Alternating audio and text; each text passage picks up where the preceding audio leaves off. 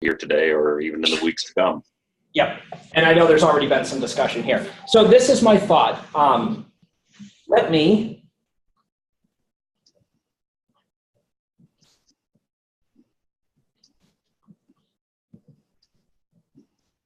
there we go. All right, this will be better. So here's my thought. So we have this thing right now, and there are, I think, 18 of us that are currently the Brothers of Augsburg. Shorthand I have is BOA. And we, I don't know if you can see that. We have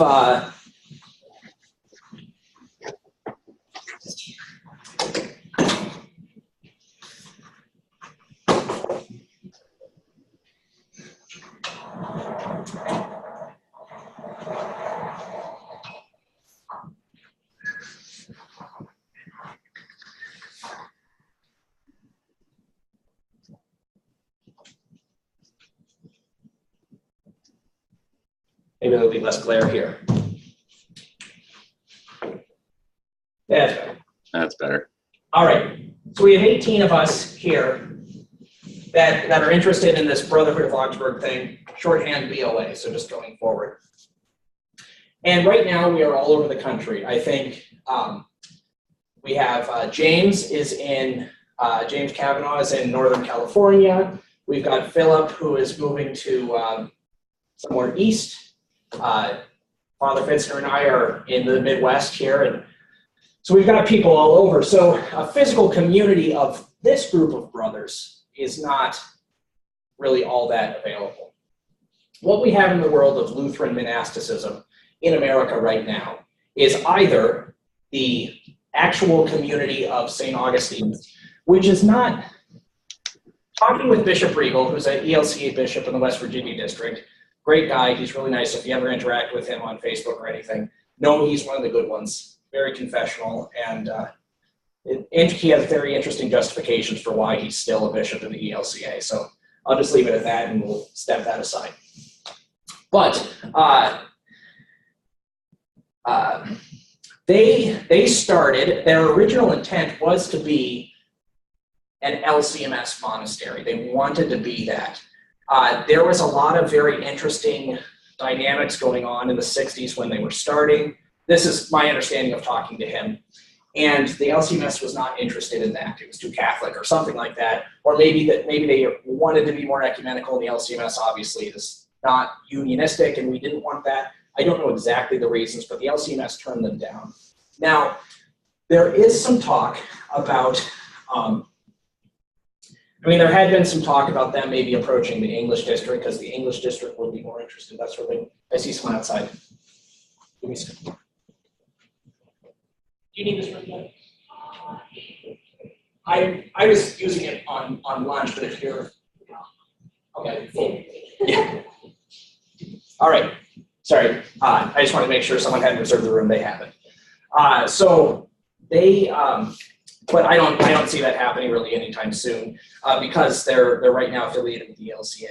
They wanted to have a connection to the house in, I think it's the house in Sweden, and that house in Sweden said you have to be under a bishop. Now, they were willing to accept a district president as their bishop back when they first started, but obviously the LCMS wouldn't want them. And so they said, well, we need to have a bishop. We can't just be independent. So they sort of talked to the ELCA, and they're kind of loosely under them. And so now they have this sister monastery in Sweden.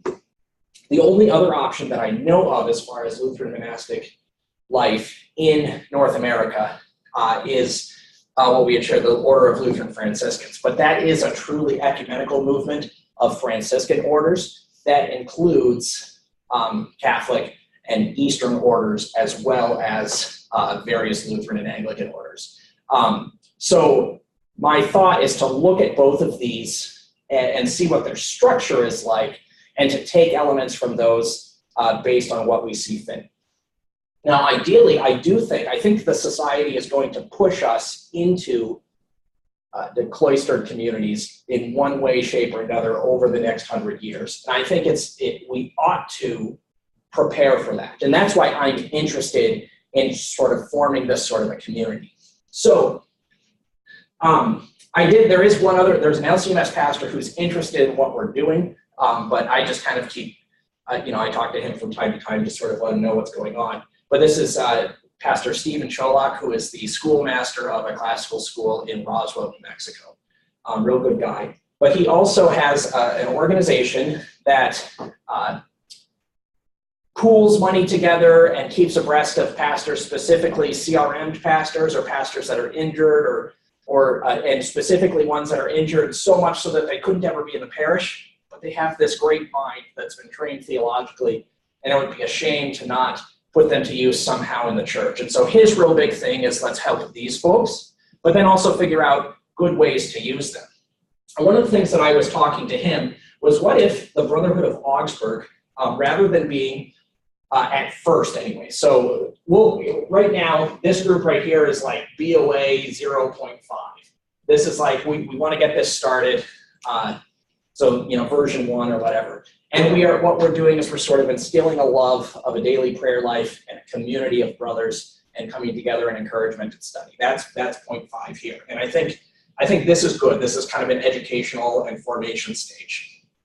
But I thought, well, what would happen is if we were to take the BOA and we were to sort of plant at existing congregations, like for instance, Father Fitzner's congregation, who already has 3 members of this brotherhood at his church. Let's make them the first chapter, the normal house, if you will, of the BOA. And so we have the first sort of actual physical community of Brothers of Augsburg.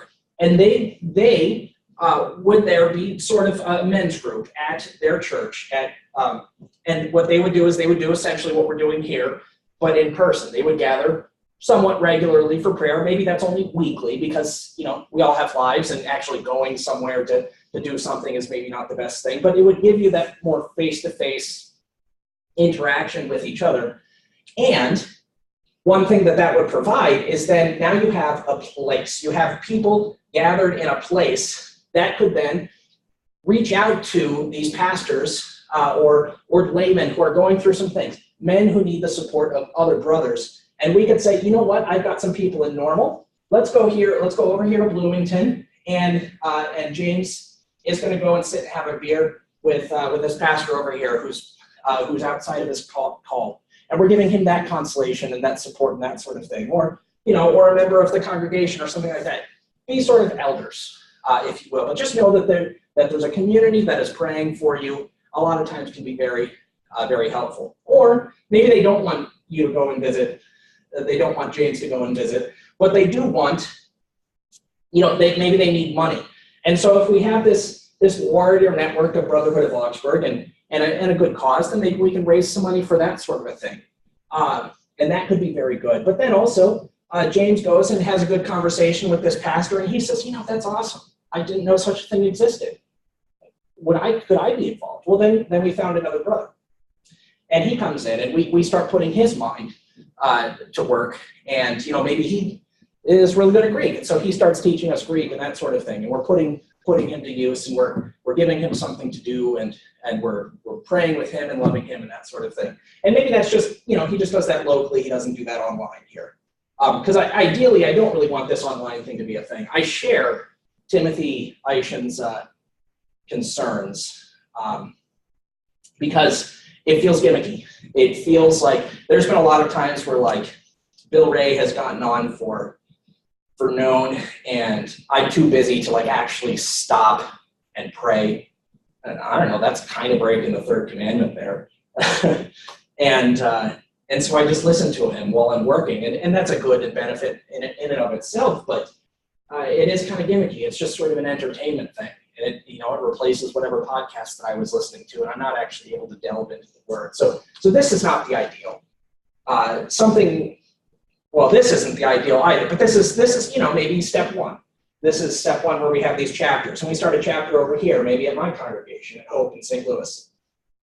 And then I get the men's group involved in mine, and then we've got people in St. Louis, and we can go to Springfield and help someone out and whatnot. And so then, over time, all over the United States, there we go, how do you like my United States? We have all these little houses here, and there's 10 people here and 15 here, and there's 20 here and 10 up here. We have all these little houses, and then we have kind of a network. Well, what do you have then? You sort of have the Boy Scouts, which is also known as VOA, which is sort of what I was thinking. You had the Boy Scouts of America. Actually, I think they're BSA. There you go. So we have this sort of national network, and we're pulling resources together. We've got these local cloisters that are meeting together. Perhaps some people join these houses sort of remotely, and it's not ideal, but they want to know that there are brothers there praying with them and for them, and that's very encouraging to them because they live here in Wyoming, and they're nowhere close to any of these ones. And so you do still have an element of that. But then you have this one here, and you've got 30 members at this group here in St. Louis. And they say, you know what? We'd really like to have a place. We'd really like to have a thing. My ultimate dream was to find a congregation, and I had actually here's Norfolk, Nebraska, like here. Find a congregation here that's sort of struggling, and to say, hey, let's move there. Let's buy. The property's cheap around here. That's why everybody's moving away, because there's not a whole lot to do. There's what they're not like. And maybe not all 30 of these people can come. So you leave the house here in St. Louis, but 15 of them can come, and they're all web designers and marketers and that sort of thing, and they can actually keep doing their work here. But now they're in this community. There are 15 new families here at this little tiny church in Norfolk, Nebraska. A lot of times, 10 to 15 communities is, or 15 new families is the difference between having a full-time pastor and not having a full-time pastor. And so now we have this actual place. Well, then what could this place be? Well, all of us, we all have our houses, we all have our businesses, that sort of thing. I'm a huge fan of hospitality, and I think one of the things, especially that Steve Cholock was talking about here in New Mexico, is that you have these pastors, they go through CRM, or maybe they're just really stressed because they've got all sorts of issues at their congregation, or maybe they're in a triple parish somewhere, and or quadruple parish, and they're just really burnt out, and none of those parishes can afford to really give them vacation time or anything like that. Well, what would be really cool, especially as if we have maybe some retired pastors here in this community, is if we could just do a trade. And we send them a pastor. Their pastor comes and he spends a week with us, lives in one of our houses, or maybe we have an empty house that we've all pulled together to buy. And so he knows that his congregation is cared for by a confessional Lutheran pastor for a week or two while he's gone. And we're giving some respite care to this pastor or this church worker that's come to our community. We can also kind of fund things also by other laymen like myself, who would be like, yes, I definitely want to come and experience what a more regular prayer life would be. Maybe it's the daily divine office, maybe it's just a daily prayer office or something like that. But to have a community that's coming together regularly to do this, I could come and stay here, and it's $30 a night or something like that. And while I'm there, I can, maybe there's some farm work that I can do, or maybe one of your businesses has some work that I can do with you, so I can sort of, cover my wage as well, and get to know the community, and then come together for prayer. One of the things that I find really interesting, and it's a debate that I have with people all the time, is how exactly do we set our clocks? We have the current way we set our clocks is by the clock, and we all kind of revolve around a 9 to 5. Is that necessarily necessary?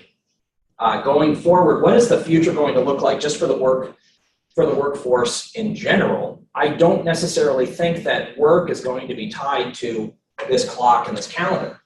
So what's a better solution? Well, we as Christians, we have a good timekeeping device. We have these daily hours.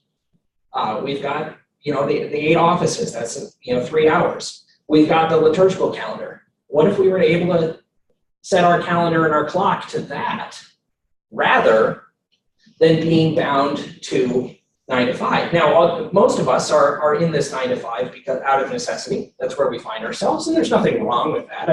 I'm not saying that what we have now is sinful or wrong, but if we're moving to a world in which things are more flexible and things are more service-based, and wouldn't it be nice if we could shift to that? So in this community here, in this black hole that I've now drawn, you can do that because, maybe, I bought a farm and now I'm a farmer, and the liturgical calendar actually fits quite nicely with a harvesting schedule, from what I understand. And that makes sense because it was developed at the time when most of the world was probably agricultural in case. But you're a contractor and you're working on, maybe you go into Lincoln or something like that to work on some wiring and whatnot, like you do. You can also sort of schedule your things around when we're having feasts and festivals and when we're having prayer offices and that sort of thing. And you have the Christian freedom to work around that. And if you have that, and so if we get these people to start kind of coming in together and setting up their lives in a way that allows them to set them around the hours of prayer and the liturgical seasons, then we have a lot more flexibility. And then as we keep growing, these groups grow, and then maybe they buy some property over here, and we have another one. We have another one here, and then we have these network of houses all around. And this is a very cool thing, and you can continue to do more. But the question is, what do we do in the middle? Because this is probably, unless one of us is super business savvy and can make this all work and figure out how to employ people and that sort of thing, this is probably at least 5 years out, 5 to 10 years out. So what do we do from then? Do we just continue doing this? Do we just continue doing, or do we just do this? I think there has to be something in between here, a 2.0 or a 3.0.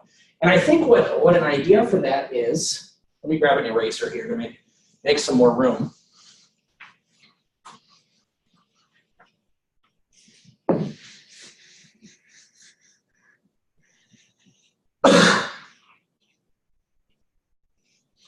An idea for that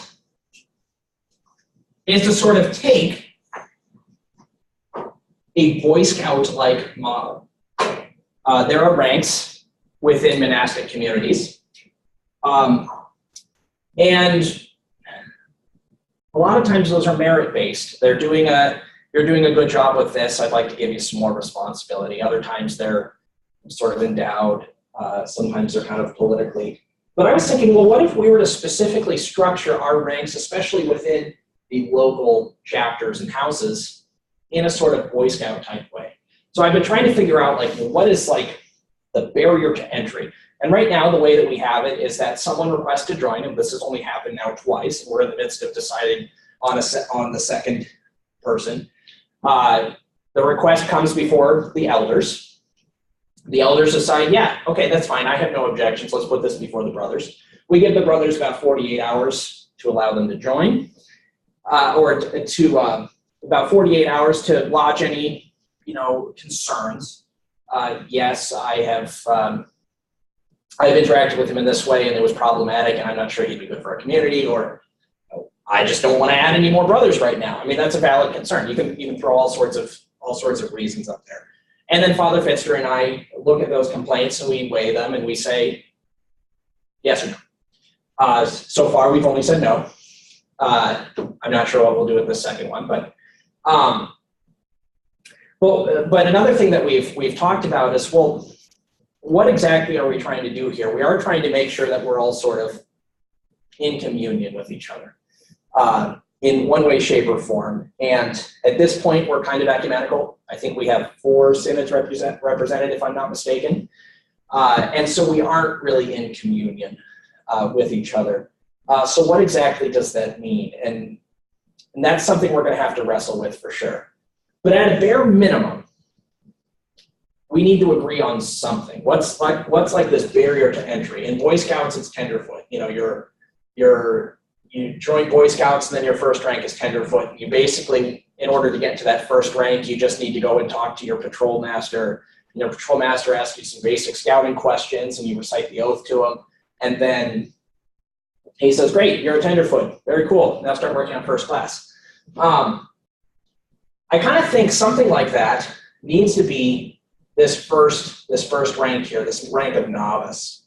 And this should be some sort of catechism quiz. And so I was asking in some other groups in the Small Caldic League, and Father Fitzner shared me his final exam for confirmation. And I was embarrassed how long it took me to fill that out, because there were some specific like Bible trivia. Like I had a really hard time remembering that all the books of the Bible. I'm like, I know they're all in there. I could probably find them if you wanted me to, but I can't, list them out. So it took me a while to like remember. And I put the test aside, and I would like go and listen to the audio of, the Bible book song. And then I came back a week later and filled it out. But maybe that's what we do. Maybe we say, hey, you have to at least pass Father Fitzner's confirmation class, and then you can be a novice. And what does that mean? Well, now you can take part in the prayer life of our group. So whether that's online or at one of these local chapters, now you're able to come and pray and whatnot, and you'll and whatnot. Maybe you don't go by yourself on any visitations that maybe show up.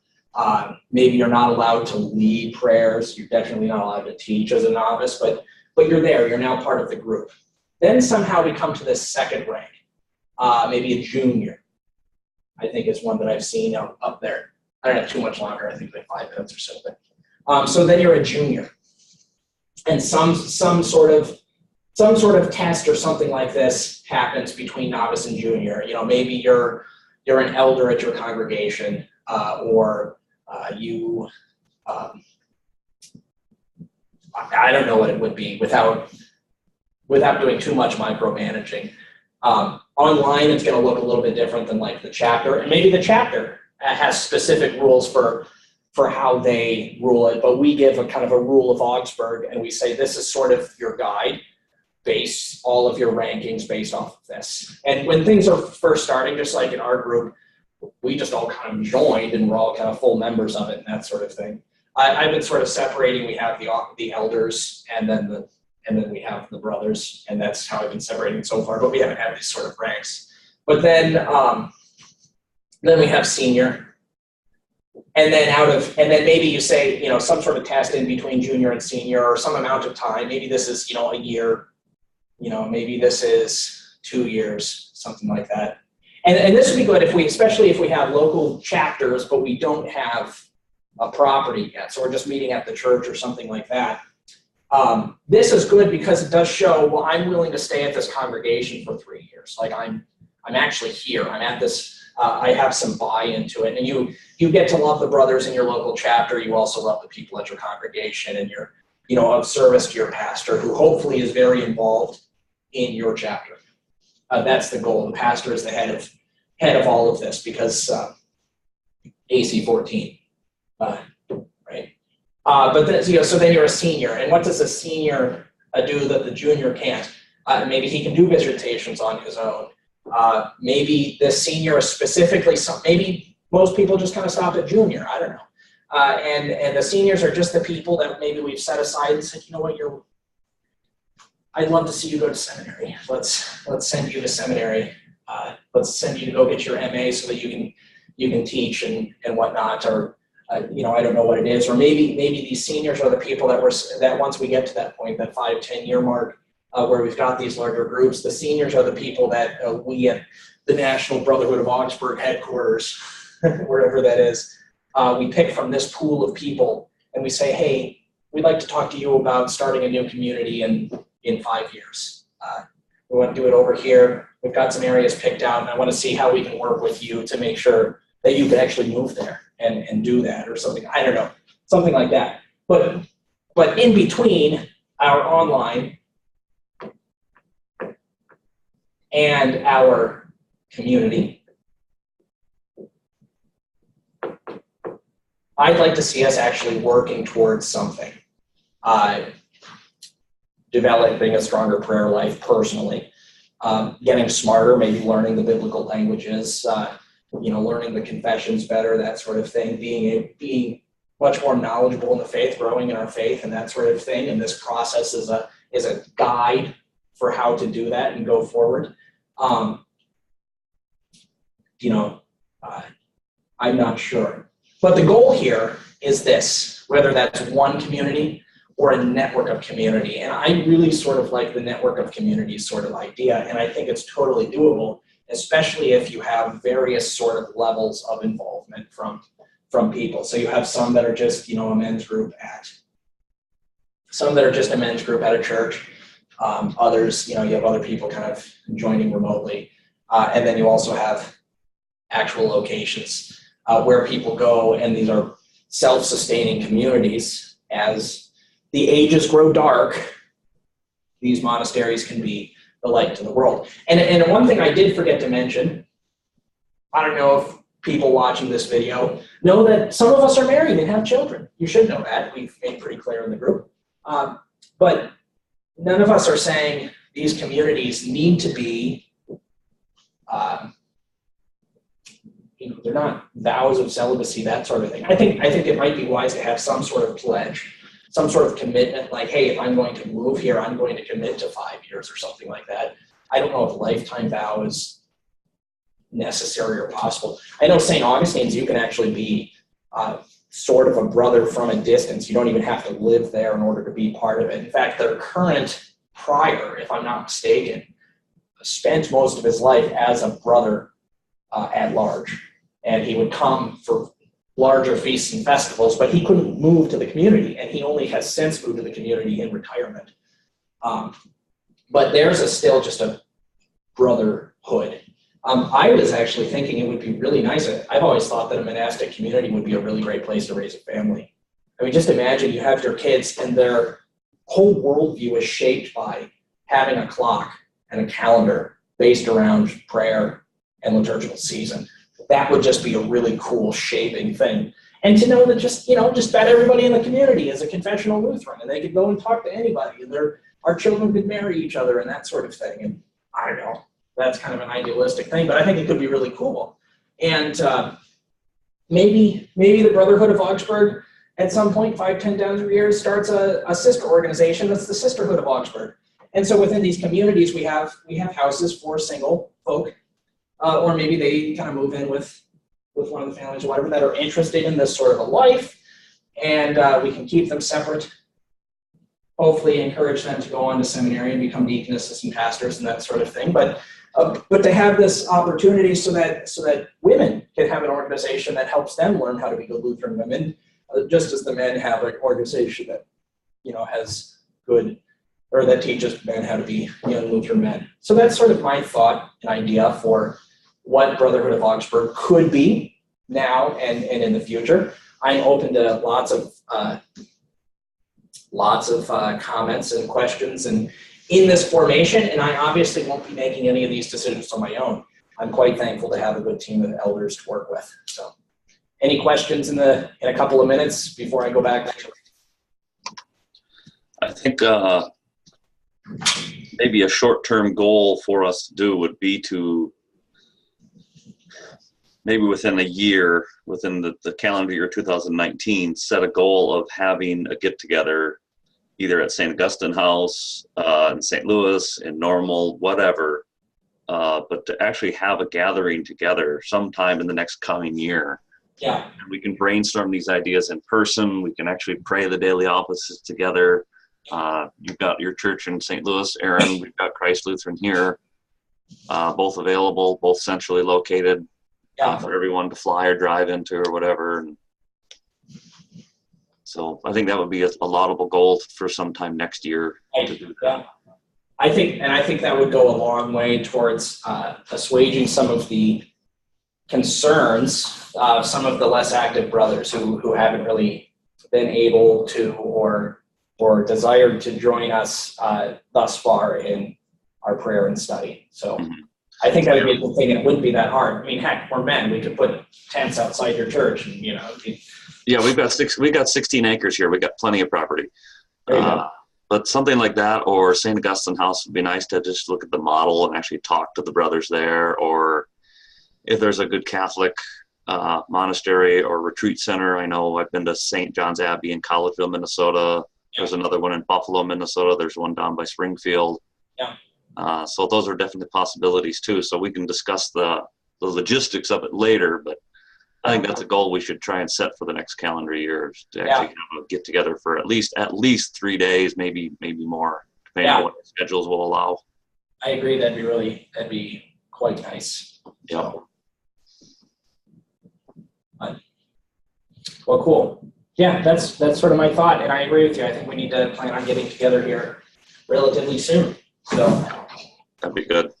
Well, we can keep that discussion going on the messenger on Facebook and see what the other guys come up with. Absolutely. All right. Well, I got to get back to work. So I'll probably hop on and do kind of an afternoon prayer at about 3-ish, because I have to take another break this afternoon. So might as well pray. All right. See you later. Yeah.